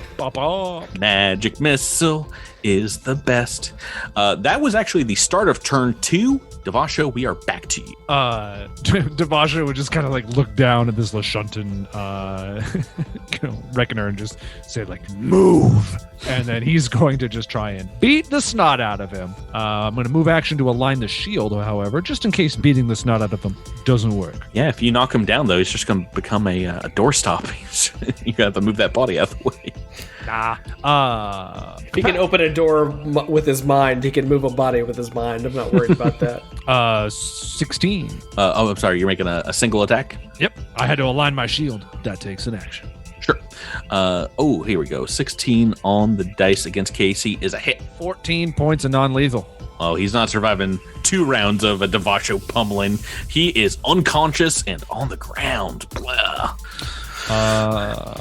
Cool. And that's, I think, all I had options for. So. Oh, no, wait. No, you only hit him once. I think that first one was from Trest. That was the double team action. It was kind of a 1-2. It's kind of like one of those things in like comics where one guy punches him and his head is one way, and the other guy punches him back. The team up. All right, so it was 12 points of non-lethal the first round, and then 14 this round. He goes down. Next up in the turn order is Zinnia. Rebecca. All right. Zinnia can see this hacker. I think she's going to go for the hacker. Okay. You see him. He's just stood up from the chair and has indeed magically produced some force bolts at your good friend Echo 7. Yeah. Okay. She is going to... Can I move after shooting as my trick attack or no? I believe it's move and then fire. Move and then fire. Okay. All right, she's just going to... Do I have line of sight if I move back like that? Yeah, I'll allow it. So you're just kind of stepping behind Echo 7? Yeah, and I mean, she's hovering, in the hallway. I think you can't see the Reckoner guard that's in the room with him from kind of 5 foot diagonal away from the door, but you got a clear shot still. Yeah, that's even better because that means that guy can't hit me. So well, that's how cover works. So Zinnia is going to move back a little bit and take a trick attack with her Thunderstrike Sonic Pistol. Boom. And this is just a regular attack. So CR 12 or lower on the trick. And they are very tricked. All right. And that's a 21 to hit. Ooh, that's a hit. Awesome. So that does a total of 9 damage. All right. And additionally, it will be flat-footed. Sure. Yeah, flat-footed until everyone. The next turn. Yeah. Oakley dokley. Smugly. That will be your turn, bringing us back to Trest. One target down, and you got one on your backside now, Dripper. Oh, yeah. I swing that blade around, that blunted blade. Oh, I did it to your friend. I could do it to you. Against this chum of mine, and I whackety whack into my sack. 20 to hit. Yakety yak. Don't talk back. That is a hit. For 11 points of damage. Ooh, so close. He is teetering and tottering, but he's holding his hammer and is looking like he's ready to bring it down one last time before you're knocking him unconscious. I'm guessing non-lethal still, of course. Yeah, and as a move action, I'm going to 5 foot guarded step back. Okay, do you want to go with the team, Sprouts? You are next, or do you want to end this guy? I'm gonna let them play out their non-lethal against this gentleman. And you can try and wing them, but without the fusion, it's a -4 to the attack roll. So it's up to you. I'm gonna try to attack the guy Gunner. kind of lingering in the back. Yeah, so he's on the stage right now, and he does have that tactical pistol drawn. Yeah, so I just want to make sure we don't get sideswiped. That is a CR 15 or lower. Yes, and he is going to be off target, and 25 on the attack. That is a hit. Total of, with the trick, a 7 damage. Okay, first damage to this one. This guard here has taken. He's got a new target. He is going to try and fire back at a Sprouts Marlowe. Bump, bump, bump, bump, bump. And off target. He's angry about that hit. He's still going to try and make a double attack. That's that -6. Oh, wow. Oh, wow. Pair of 4s. Gonna win at poker. We playing wiffle ball? Because that's all I'm hearing. Yeah, that is a sub 10 roll on 2 attacks. So both of these are bouncing off of Devasso's shield and hitting the wall behind you guys. Oh boy, this last one is indeed going to just shakily but safely step up to Trest. Is going to make this last single attack happen. Oh, super hit again. 19 on the dice. Oh, no. Another D6. Oh, no. Another max damage. Another max damage. Max damage. That is 9 points. Bludgeoning. Bringing it down. This one. Ooh, yeah. You can feel something beyond chitin. Something in your, I guess, substructure of bug bones breaking after that one. Yeah, that is. I have one SP left. Oh my! This other guard in the room with the Sheeran Technomancer is going to move towards the door, get a view on Xenia and Echo 7, and let's see who he's figuring is the bigger threat here. It's got to be the giant robot with the huge cannon, believe it or not. Drew, a shot coming at you from this tactical pistol. Ooh, can't roll very well for these. I've rolled a 7 on the dice, and that is a miss against an Echo 7 KAC. So that is going to be all of the surviving conscious guards that you guys are in combat with. Turn. Bottom of the turn order, Echo 7. On to you, Drew. So Echo 7 prepared a sticky bomb grenade 2 prior to this. Already, yeah.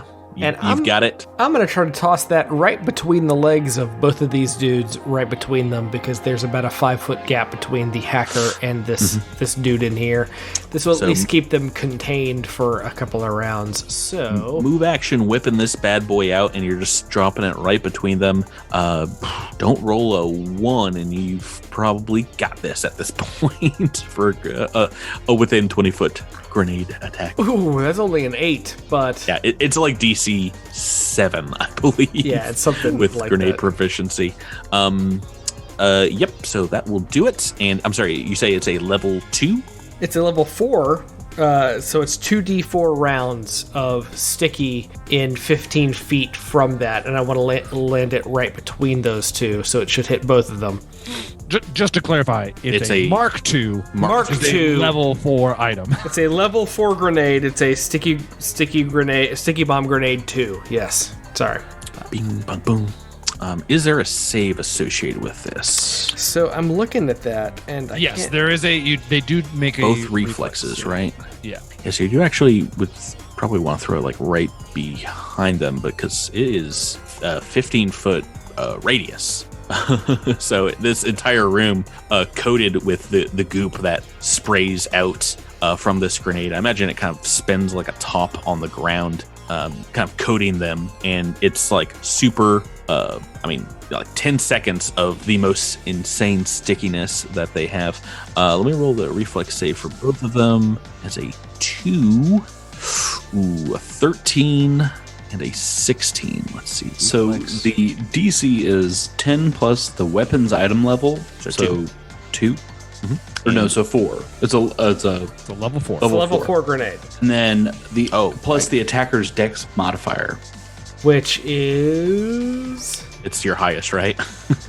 Yes. 4, isn't it? 4, yes. So DC 18. So 18. Gosh, that got real high real quick.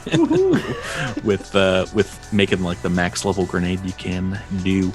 Let's see. So I will say this: the guard here who's trying to hit you with his shoot at you with his pistol has rolled the 16, and that is a success. And I am very happy that I've gone ahead and just boosted everyone's stats here in this Reckoner Hall, because Thix rolled a 13 on the dice, and even with boosted stats has failed. Awesome. Great job, Patrick. So he is entangled. We'll go ahead and roll 2d4? 2d4. So that is the rest of the game. 7 rounds. Oh, the rest of this guy's entire to be fair, conscious life. You did just make his magic missiles more powerful.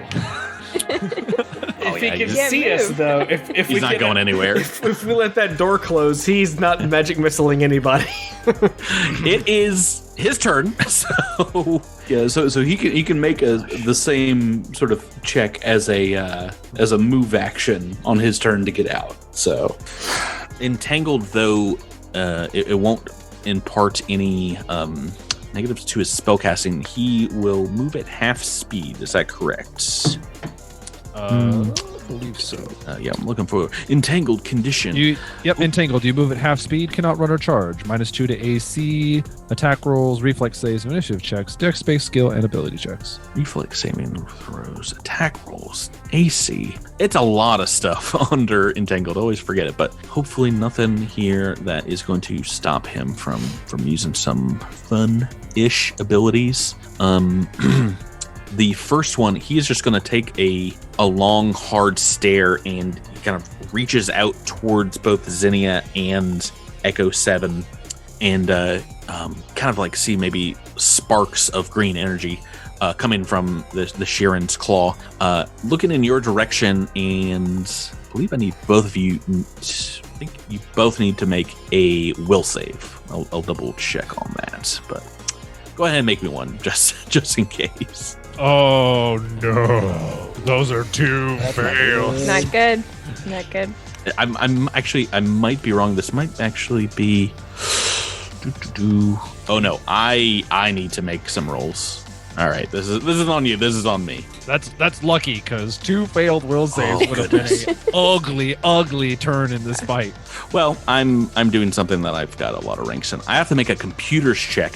What is happening is I'm using the ability called Amplified Glitch, and he's trying to short out electronic devices on you. So all of a sudden, like, your comms start screaming in your ear. Maybe your data pad starts like kind of sizzling in your pocket and things like that. Trying to give you a condition here. I've rolled a 16 on the dice. So the DC of this is 15 plus 1 per target. So 17 plus 1.5 your guys' level of 6.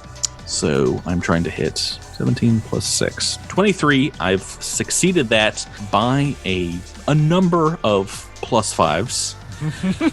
Which will give you multiple rounds. You are both shaken as per the condition. Great. I'll tell you when that finishes up. But yeah, Amplified Glitch, he is reaching out and messing with all of your tech equipment on you. All those technomancers, that's what they do. Next in the turn order is Devasho. Back to you. I think Devasho would, briefly say to Trest, If you want to chase down Andy or help our friends, I believe Sprouts and I can handle these 2. just as an option, if you wish to go through the door, Devasho feels pretty confident that they can handle this, and hopefully that confidence pays off, because we're going to... do I just want to stay where I am? Let's just stay where I am and... knock this guy out next to Trest. Yep, we'll use a move action to actually activate Blade in the Night. Try to get some extra non-lethal damage on this boy, this individual, and bring the shield down. No, he will not. I take it all back. The dice have betrayed me. Yes, welcome to my world tonight so far. Not rolled great. No 20s yet either from anybody. But that will be a miss, as this one, maybe he's got a new target. Maybe he's going to continue on with his last attack to Trest. But before we get there, a bunch of you go first. Zinnia is next. I think Zinnia, after seeing whatever just happened to her, is thinking to herself, what is this thing? And is going to roll life science to find out. I'll allow it. That's a 23. That is enough to figure out, indeed, this is a Technomancer Sheeran. Actually, 25, I think. Yeah. Okay. That's racist. And that does at least... What do you mean? Okay. Blind sense vibration, you know a good deal of what Trest has got.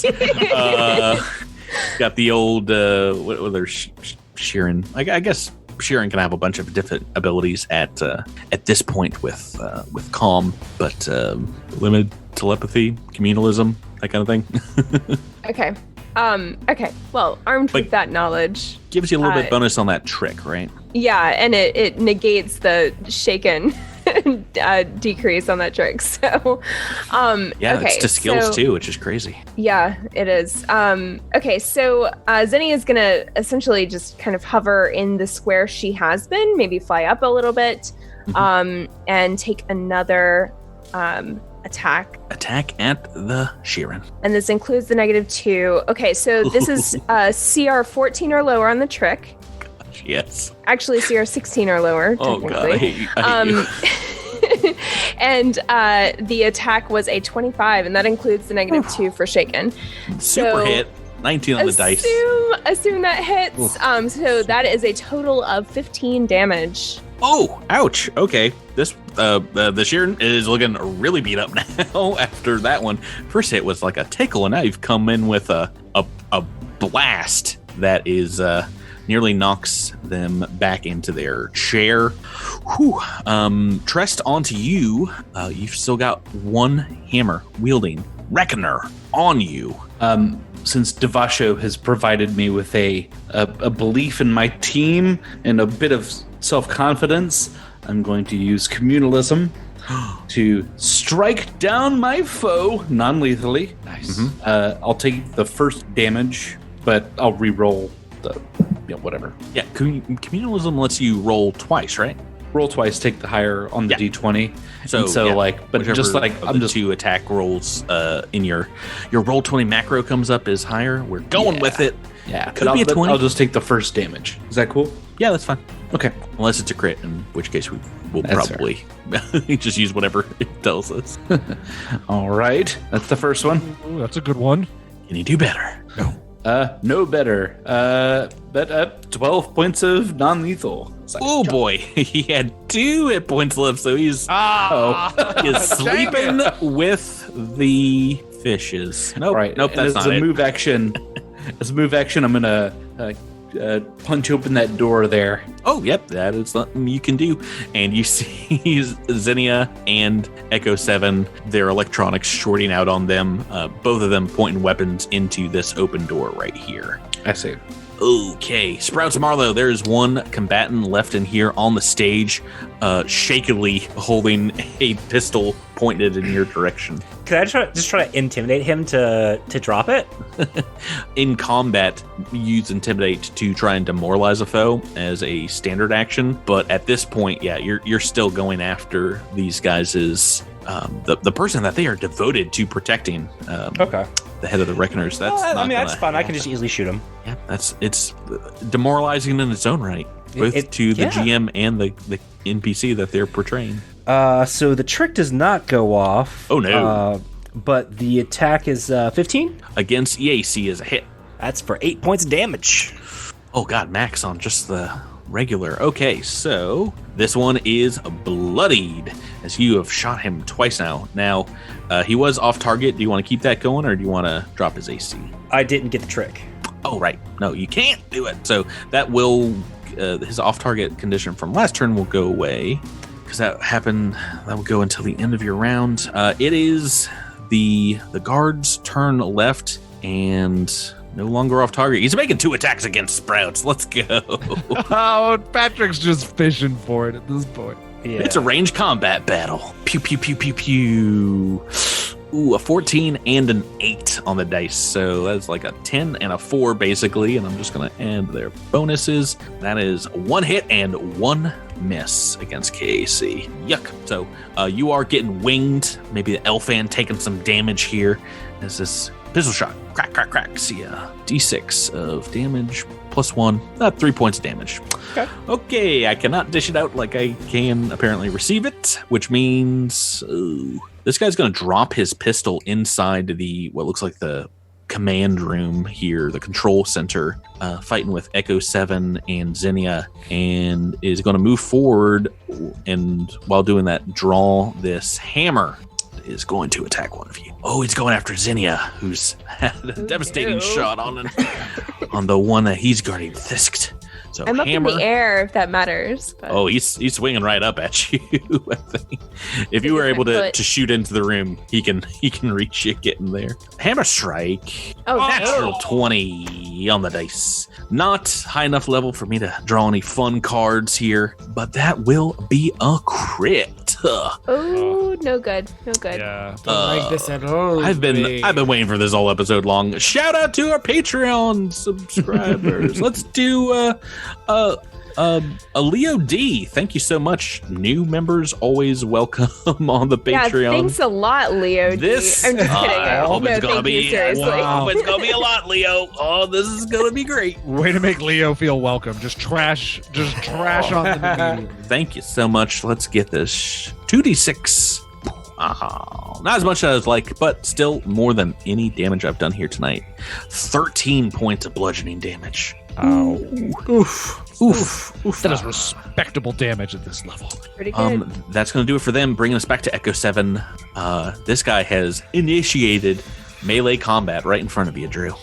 Yep, and so I'm shaken for a number of rounds, apparently. Who knows how many? Yeah, so I don't care about non-lethal damage. All right, what are you doing? You got your azimuth cannon out, right? Yes, I'm gonna take a guarded step backwards. And shoot this fool in the face. Blasting away 10 feet from this reckoner. That's a 10. Oh, with the shaking condition. Oh, that's going to be a miss against EAC. Ooh, the shot going, I don't know, maybe, I think it's got to hit that hammer that he's wielding, this assault hammer, doing no damage to him. Oh, yikes. That is the end of round 3. And at the top of round 4, once more, we have this Technomancer. He's very hurt, but is still very dangerous. He's actually going to, he's going to move forward to the door to be able to see both of you guys and do another magic missile. Oh yeah, he can move. It's only 10 feet. He is still ensnared here, but he's like very slowly plodding forward. 2d4 against one of you. Both looking very dangerous right now. Zinnia, it's magic missile time. No. 3 to this. 7 points of damage as 2 force missiles are battering your wings. They want to bring you down. It seems like they've decided to team up. Maybe you guys should as well. And that's going to do it. Devasho, we are back to you. All right, Devasho's going to close in on the final kind of guard out here. Sure. At this point, you can see the doors open in front of Trest, and there's another guard fighting Zinnia. That is fine. Getting his 10-foot body in that hallway would block it up. Trest has been knocking him down expertly, so he's going to leave that fight to Trest. Trying to jam you guys up. Trusting in Trest, but he has a lot better maneuverability out here. And so you're going for this one that, Sprouts is shot twice. He's looking pretty haggard. To be fair, in Devasho's head, he's thinking he better not let Sprouts take another shot at this guy. Oh, so you're going for the non-lethal to take him down, keep him alive. Yeah, so let's take a swing and hope for a good roll. Oh, boy. You hate to see it, folks. The natural one on the dice. Natural 1. Oh no. What are we doing here, Tyler? What are we doing here? Come on. I feel like the official Paizo deck will be kind to me here. You're doing melee. Karma, I'm trying to do non-lethal. I feel like Karma should reward me for this and not be very punishing. You are kinetic damage. Right. Oh no. We've had this one before. Tyler, just a flesh wound. It is not good. Apply the wound critical hit effect to yourself, rolling on the table, and suffer the listed effect. Fortitude negates, though. I'm going to lose an eye. Oh boy. Well, you can first make a fortitude save. Not like you're going to roll one here. I rolled a 4! Oh no. Yeah! Do you have a book reroll? Book reroll? Great. Oh, I'm not wasting a book reroll on this. Are you kidding me? For an eye? What are you talking about? We've got cybernetics. I'll buy eyes. That's fair. Well, now Devasho can be a pirate. Yeah, Tyler, you're watching too much Ghost in the Shell with this. Yeah, maybe I'll get a Hawkeye system. Have you already rolled? No, you haven't rolled the D100. No, do you want me to? I thought you might like to, but I'll do it. Yeah, go for it. Which one's the eye? Can I know beforehand? you just want a pirate patch so bad. I do. I really do. Here it comes. It's a 21. 21. Ooh, no. I'm sorry. This is a D20, not a D100. Oh, I thought you said roll D100. I thought it was. No. It's just Okay. D20. All right. Oh, okay. Let's get that D20. Try again. roll. D20. 12. 12 on the dice is an eye. Yo! Jeez Louise. Yada diddly dee, being a pirate is all right with me. You have indeed bounced the shield so badly off the back wall, hitting the screen where this, boy, it looks like some pretty graphic war with the swarm imagery is happening. It bounces right back. The shield, it's not really damaging, but it is a critical point of your eye. All vision goes out. Ooh, I love that critical fail so much. Paizo, thank you for that. Thank you so much. Listeners, I hope you enjoyed the 2 hours of RP about getting a new eye for Devasho next week. I mean, you can look it up. It's pretty low augments. That's going to be it for Devasho's turn. Zinnia, we're back to you. Rebecca, you've got some combatants on you. Yeah, Zinnia having just been struck by the hammer, right? Yeah, No? critical hit on the hammer. She's going to move back a ways. Not super far, but a ways. And steady her pistol at this guard. Sure. Does she have the mobility as well? She does have mobility. Wait, mobility or the exploit? She has mobility, which means it will provoke an attack of opportunity, but you get +4 I see. Right. to the AC. So let me take that first real quick for this melee. 8 on the dice. What is your KAC +4? 17 + 4, so 21. And does Shaken provide -2? Oh, gosh. There's no negative to AC. It's just No ability, attack, and saving throws. Just checks. Right. 24 I've missed. So mobility for the win. Boo. Woohoo. All right. So with that movement, she is going to take a shot at the guard. And this does have a -2 on the attack. All right, so that's a CR 16 or lower, That is a success. but the attack is a 10. Oh no, 4 on the dice, and that is against EAC, correct? Yes, it is. That's a hit. Seriously? Hey, Yeah. well done. Only because you thought there succeeded was no against way. that trick. Awesome. So that is going to do 4 damage, and he is Oh, no. flat-footed. Oh, well, that might help out a good deal in the rest of this turn. Minimum damage on the trick and the hit. But first damage on this guard, who is bodily in front of the Technomancer guarding him. That's it with Zinnia. Trest, this guard, as you open the door, does not seem to notice you as he's trying to swat a Strix out of the air like a housefly. What do you got, Jabert? Oh, he's going to have to swat more out of the sky like a Strix. I'm going to spend a resolve and drop a summon creature. Oh no! At level 1. Well, I'm going to summon 3 tiny creatures. Oh my! A swarm of something. Indeed. So I drop in a swarm of my own. My favorite movie. And these are technically sort of in the squares with the people. And so Yeah, there's nothing I can do. I think about you summon them in their squares. yeah, just dropping them right on in there. Each one is going to make, I think it's got to be full attacks. It doesn't have to be. they might have more chances to hit if you regular attacks come. I go fishing for that 20. I'm going 20 fish in. All right, so you've got one dropped on this one in front of Devasho, one in front of the guard in front of Echo, and then one inside the room with Thisked. Yeah. And so these are actually tiny shadow creatures. Oh my. Oh, yeah. And let's Just see. imagine Tress like screaming, and then like these psychic projections popping out of his antennae and rushing over. Boy, Right. don't roll high, please. All right, so versus the one for Devasho. 2 attacks. Looks like it was a 3. Yep, that's not going to do. Nope. And second roll versus Devasho. Only a 12 versus EAC. Get that out of here. That's a miss, boy. All right. The guard out in the hallway. Flat-footed right now because of Zinnia. Oh, yeah. Oh, boy. I'm rolling real low here. Natural 2. Oh, that's more like it. For 5 points of damage against that guy. Yeah. 18 on the dice. That is a hit, and yep, that is the second amount of damage he's taken. He's still looking pretty strong, but he's like swatting away this shadow demon as he's trying to steady his hammer. We've got one Technomancer. Yeah, in the room with the Technomancer.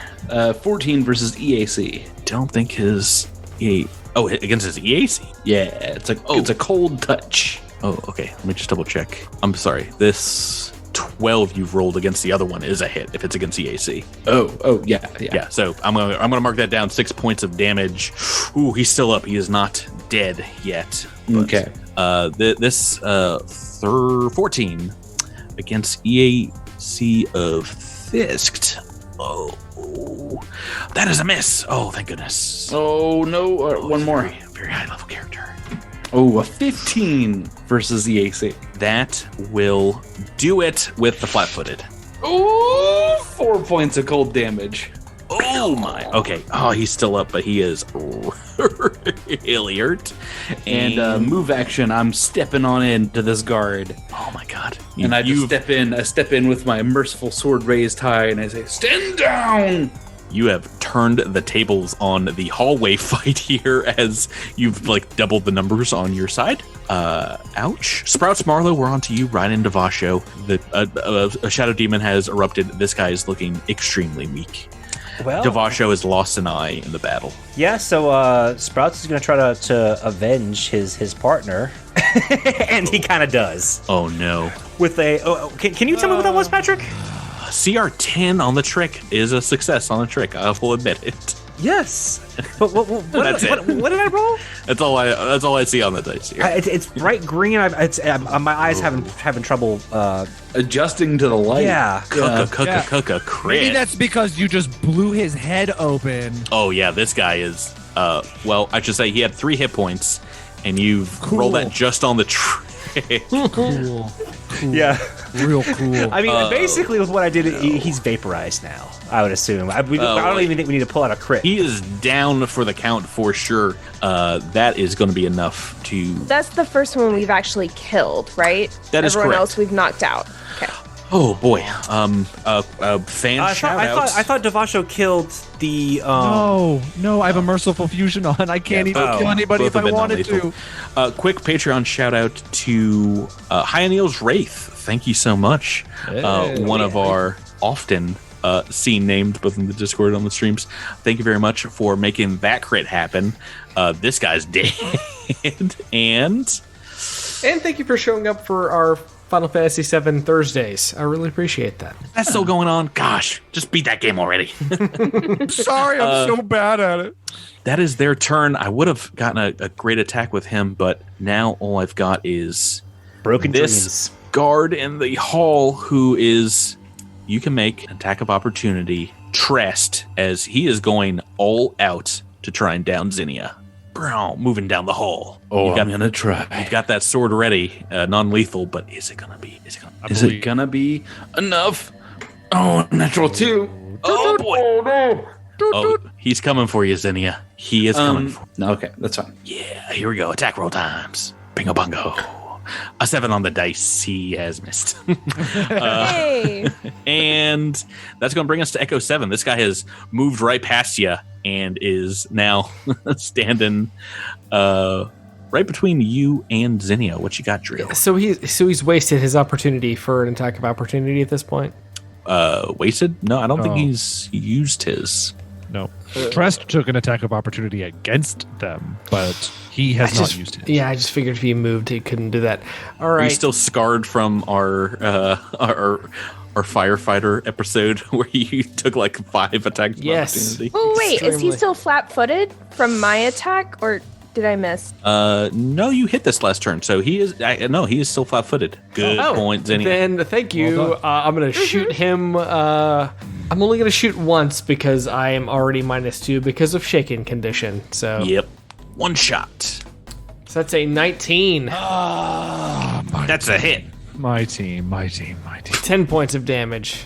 What? He's taking bad guys down. He is real hurt, bloodied now from a shot to his back. Yeah, so come on in and do that non-lethal damage because these fools have been trying to kill me. I'm sorry that I don't want to non-lethal them back. Okay. You're fine. I believe turn 5, back to the top of the turn order with Fisked.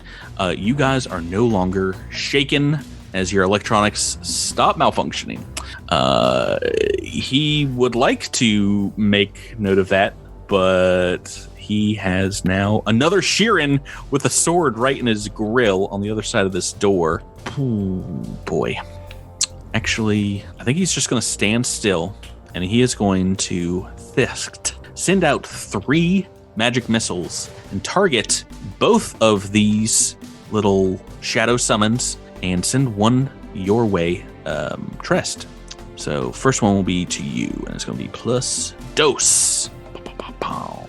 6 points of damage to Trest. We'll call it 4 to this one in front of him, and 3 to one summons, and 5 to another. They're still up, right? Both still up. Guard. Just Darn. barely. Darn, I really was open. They were very weak, but you've taken 6 damage. That is his turn, because that was a full action casting. You see, it's now sputtering out of him. It is not hitting as hard, perhaps, as it did earlier in the combat. Devasho, we're on to you. Having trouble seeing. There's some Trox eye goop dripping down your face. Devasho's gonna move towards the door. When he gets there, he's going to notice the chaos of this hallway, and anticipating it. Part of his move action, he's going to pull out that sonic disc he has. Oh my! Oh, I forgot all about that. I'm going to take a range. I'm going to take a lot of penalties here, but that's fine. Hopefully, I'll just roll high. Going after this guard down the hall. Yeah, we're going to try and just Hail Mary fling a disc. Non-lethally. Non-lethally. so -6. Yeah, I'm gonna say at the very least there. But they're flat-footed, so I mean, at least it's a little bit better. That one is flat-footed, yes. So you are going against KAC, correct? No, this is EAC. Oh, okay. So that's not gonna be that hard. This disc does sonic damage only. Oh my. All right, give her a whirl. Yeah. Okay. I'll do the -4 and I'll let you make the other adjustments. So it's a 14 to hit EAC. So 14, you are outside of the first range increment, which is how you're getting -6. I'm not going to count this shadow summon in between you and it because it's a little teeny tiny. It's like that big, and I imagine you can kind of see through it. That is just a hit because he's flat-footed. 10 points of non-lethal. Please say that guy's unconscious. Totally. Falls to the ground. Yeah. Thank goodness. Hail Mary time. Yeah. Boom, so baby! you just see like this disc. I imagine it's like Captain America style, where it's just pinging off the walls to get the right angle, hits him, and then at the same time recalls all the way back down the hall into Devasho's hands. There is one combatant left here, Zinnia, and he is the spell-slinging Sheeran that is not on your team. What do you want to do, Rebecca? Yeah, she's going to move back up the hall so that she can get line of sight on this guy, and take out her, she has her pistol out, and take a shot with her pistol. I'm not shaken anymore, right? That is correct. It's gone. All right. So that's a CR 17 or lower on the trick attack. That goes off. That is a success. But the attack is a natural 1. Wow. Oh, no. Lose an eye. Another one. Yeah, it's a 1 in 52 chance. Oh no, that was kinetic, so probably not a 1 in 52 chance. Do you want the official Paizo deck for energy? Yeah, let's do official. Official for energy is called Manufacturing Flaw. I feel like we've had this one too. Any attack with your weapon deals energy damage to its wielder equal to its item level until the weapon is repaired with a successful engineering check. Oh. 4 points of 2 damage weeks in to a you. row we've gotten that. My goodness. Yeah, because So Drew, you got that one. Right? No, Miles got it. Miles got it. Okay. Yikes. So 4 immediately, but on every turn until I fix it? If you use it, Is that yes. right? Okay. Yeah, so you can switch weapons, obviously. But that is going to be your turn. Oh, a miss. Bringing us to Trest. All right. This one shadow creature comes up to join me in the round, right next to me. In the space right next to me. And I have one that's right on top of the Technomancer, and another one that dives into the Technomancer. Oh no, he does not have a melee weapon out. This will be 3 attacks from shadow creatures. Actually, I'll go ahead and take a move action forward. Okay, so you're surrounding. Yeah, just to go ahead and get a little bit of non-lethal on him. So I want to make sure. Not make sure, but I want to do my best to see if I can bring this guy down safely. Oh, so safely. 12 versus KAC. It's gonna be a miss. Oh, ain't no safe going on here. So this first one is coming from the one who's making just the one attack. 20 versus EAC. Oh, that is a hit. For 7 cold damage. Oh, that's way too much. I forgot how powerful some summons can be. Oh, he's looking real hurt from that. All right. They are sucking the life from him. 21 with the -4 for 9 points. Jabert, these rolls. Oh, yeah. Both of them are like on top of him, dealing that cold damage, drawing forth what you see as heat leaving his Sheeran carapace, and he is unconscious before he hits the ground. Booyah! And we're out of combat. Is he still alive? Oh, he's still alive. Oh, okay. I'm non-lethal damage. I'm gonna stabilize that fool. Wait, He's non-lethal. unconscious. Oh, okay, Yeah, cool. tie him up and then stabilize him. Yeah, you rolled a 19 on that with that -4. Holy. Bind his hand so he doesn't magic missile us, even though he's tied up. With that, as he's, you might go run up to the Sheeran to try and stabilize, but he's like, I do what she says. She told me to do it, and I did. What did she tell you to do? To kill you and give you a message. Tell us the message. The swarm will come. They will face you. None of you will be able to defeat them. Don't be foolish. We can defeat them together. We need people like you, people with your skills. Please, tell me your name. My name is Thisks, and I am to be continued.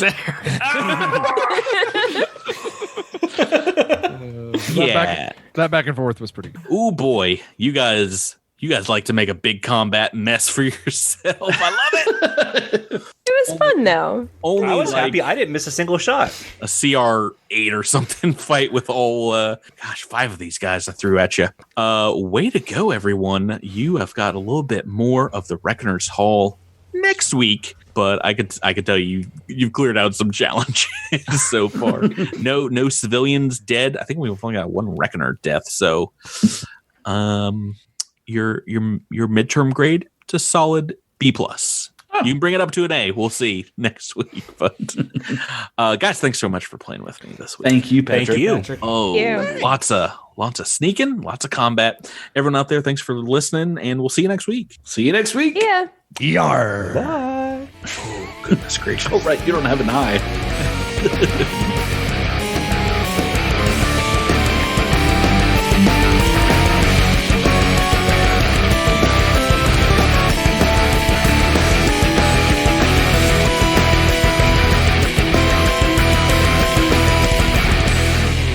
Thank you for listening to this week's episode of Cosmic Crit. This episode has been made possible through a sponsorship with Roll20 and the backing of our Critamander fans on Patreon.